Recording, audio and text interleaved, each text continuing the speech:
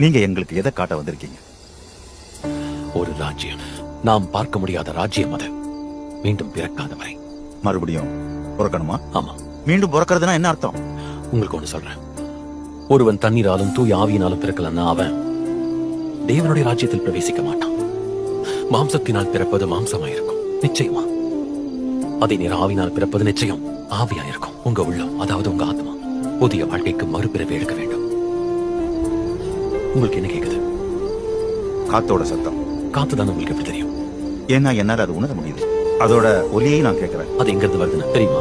தெரியாது. எங்க போகுதுன்னு தெரியுமா? தெரியாது. ஆவியில மீண்டும் பிறக்கிறதும் கூட அதே மாதிரிதான். ஆவியானவர் அதிசயத்தக்க வகையில உங்களுக்குள்ள செயல்படலாம். ஆவியானவரை பார்க்க முடியலனாலும் அவர் செயல்பாட்டை உங்களால அடையாளம் காண முடியும். உங்களுக்கு ஞாபகம் இருக்கா? பாரான் வனாந்தரத்தில் ஜனங்க அதை நோக்கி பார்க்கணுங்கிறதுக்காக பாலைவனத்துல மோசே வெண்கல சர்ப்பத கம்பத்தின் மேல தூக்கி வச்சார். அந்த மாதிரி மனுஷகுமாரனும் உயர்த்தப்படுவார். அதனால அவரை விசுவாசிக்கிறவன் நித்திய ஜீவனம் பெறுவான். ஆனா நம்மளோட மக்கள் பாம்பு கடியால ஒண்ணு சாகலையே. வரி விதிப்பு, அடக்குமுறையால அவங்க இறந்துட்டு இருக்காங்க. ரோமர்கள் கிட்ட இருந்து மக்களை விடுவிக்க நான் இங்க வரல. அப்ப இதுல இருந்து ஆவிக்குரிய மரணத்துல இருந்து, பாவத்துல இருந்து விடுவிக்க வந்திருக்கேன்.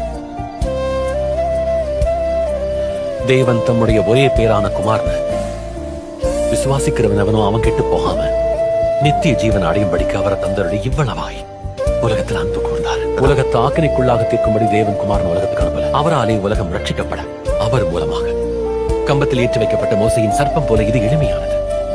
அவரை விசுவாசிக்கிறவன் ஆக்கினைக்குள்ளாக தீர்க்கப்பட, விசுவாசிக்காதவன் ஆக்கினை தீர்ப்புக்குட்பட்டவனாயிருக்க.